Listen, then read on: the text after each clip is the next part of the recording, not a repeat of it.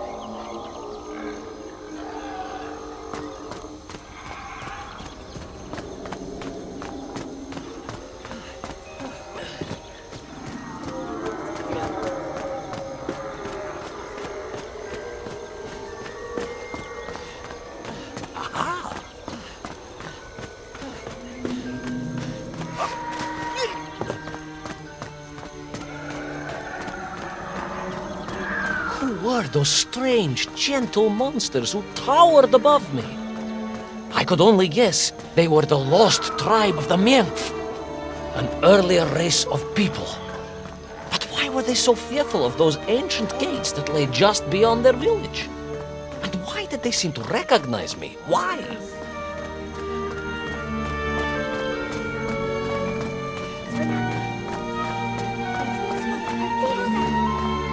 Yes, I'm also wondering why. No, a как же, General?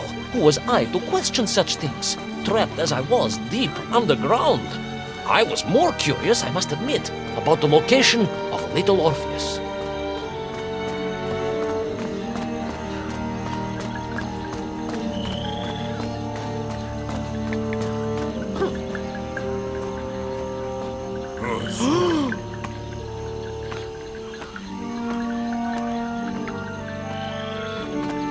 You talk of a great city, a mighty power. Yet your nymph squatted like savages in huts at its boundary. They did. And the answer to that mystery lay beyond my grasp at that point. Because it was a wonder, it truly was.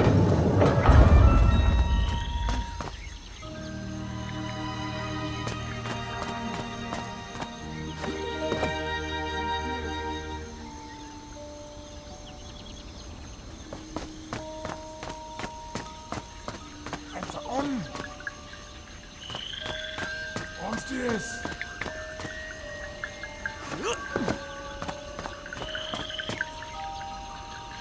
Açım! Orpheus! Orpheus!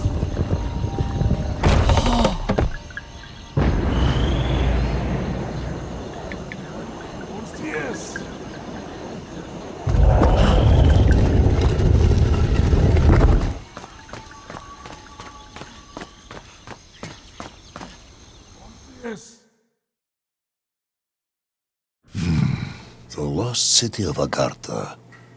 I hope I may one day see it myself. Oh, General, if only you could. Unfortunately, as I shall explain, should you seek Agartha now, you wouldn't find it. It has been utterly destroyed.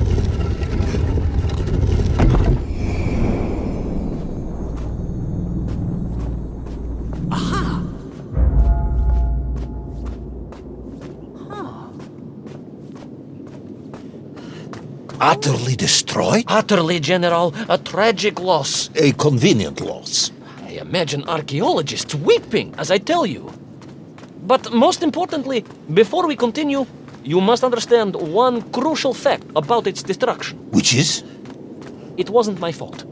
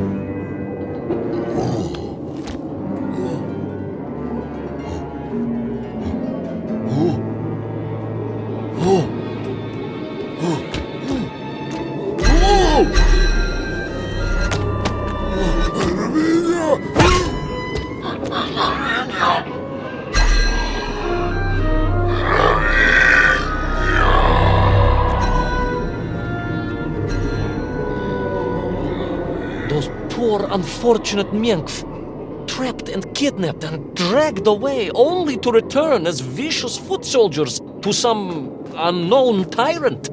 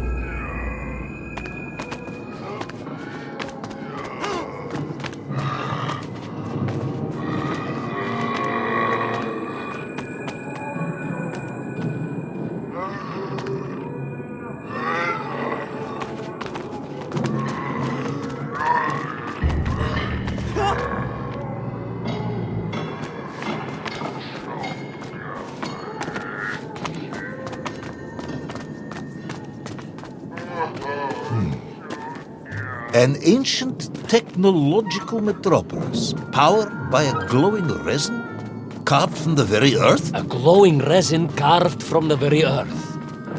Do you see, General? I fear you are about to enlighten me.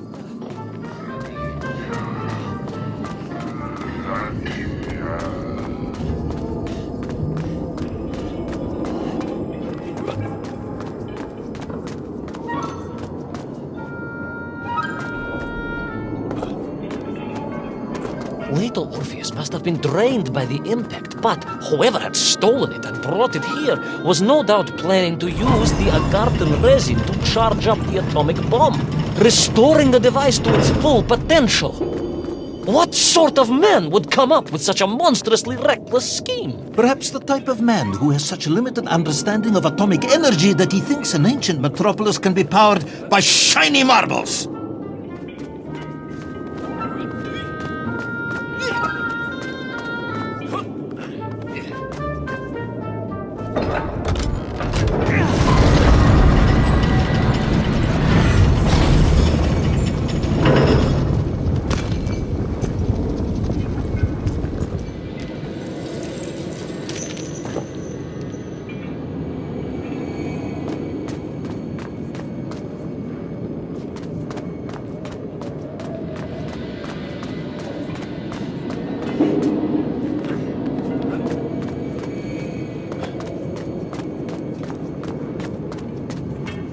Little Orpheus must have been drained by the impact, but whoever had stolen it and brought it here was no doubt planning to use the Agarthan resin to charge up the atomic bomb, restoring the device to its full potential. What sort of man would come up with such a monstrously reckless scheme? Perhaps the type of man who has such limited understanding of atomic energy that he thinks an ancient metropolis can be powered by shiny marbles.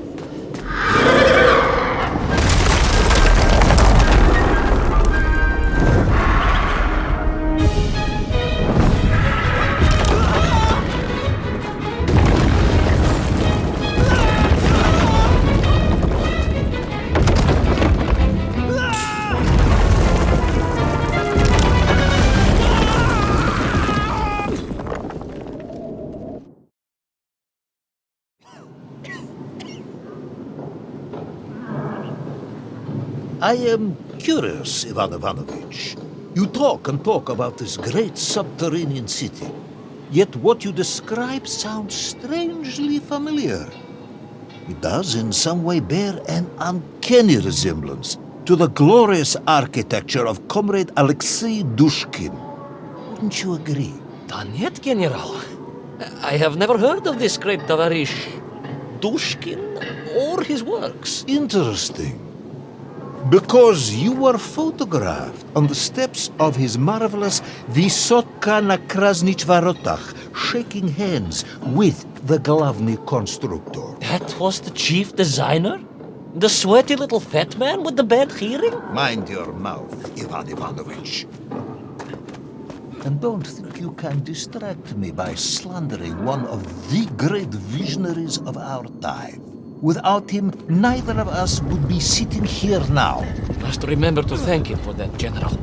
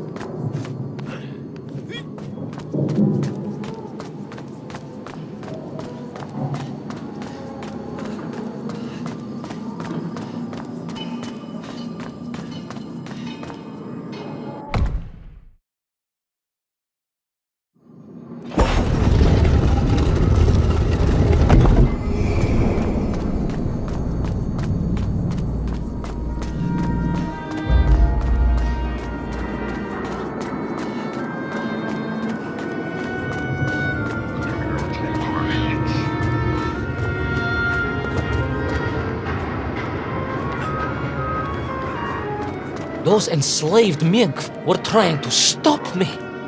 I was sure of that now. I find myself sympathizing with them, I must admit. No, General, then I have failed to win you over. Uh-huh. A point of agreement at last.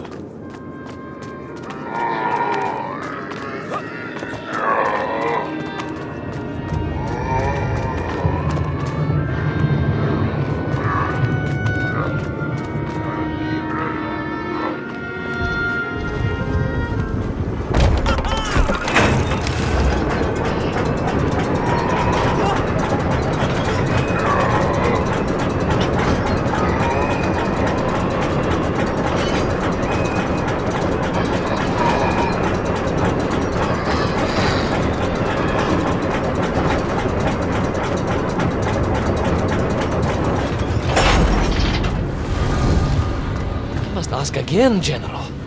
Are you mocking me? That would be unprofessional, comrade. I will try harder to convince you then. It is, after all, a cautionary tale of unleashed tyranny. It is a cautionary tale of unleashed idiocy. But please, do continue.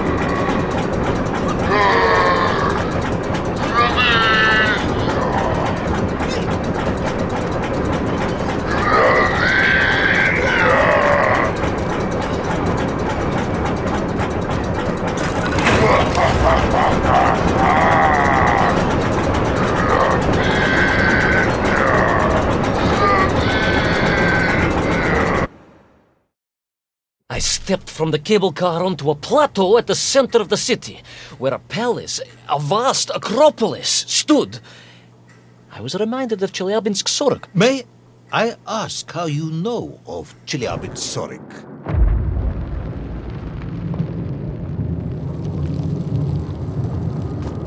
My Aunt Masha was a traveling tinker who married a beef investigator from Zlatoust.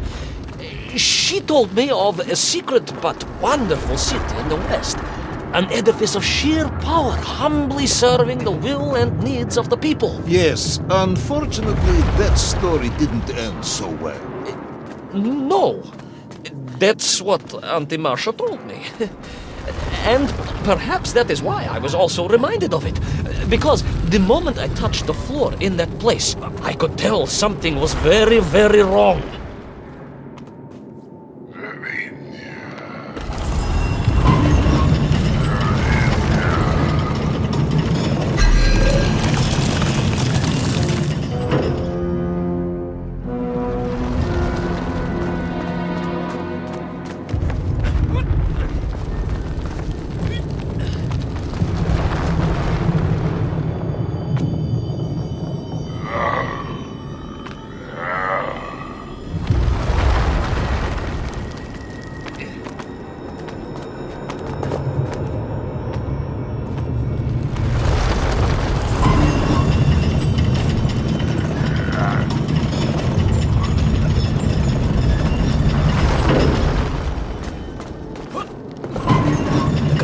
Began to shake alarmingly, and the whole city felt as if it was shuddering.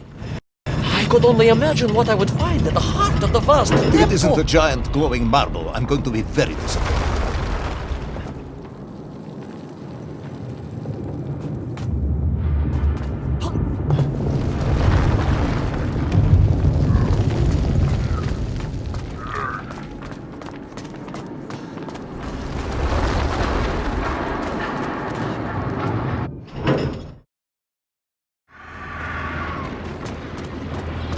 huge resin sphere that overshadowed all of the others.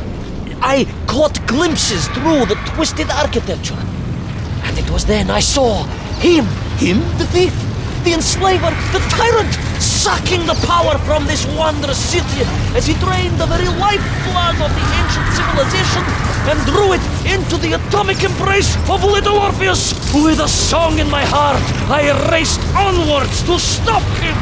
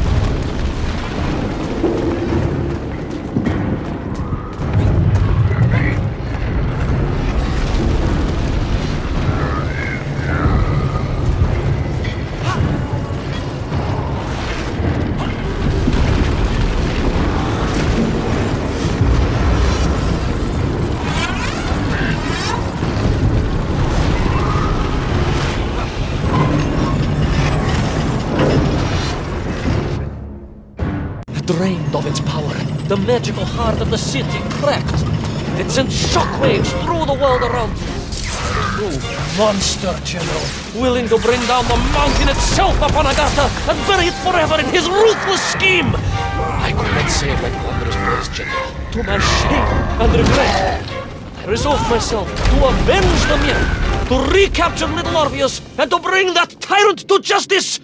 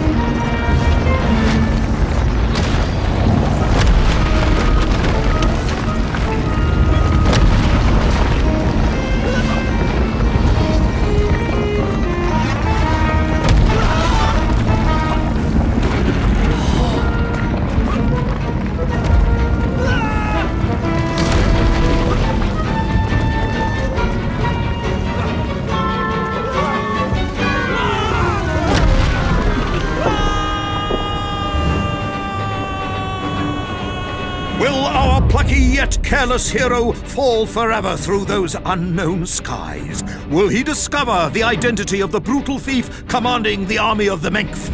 What chance does he have of ever returning to his beloved homeland? How long can the general's patience last?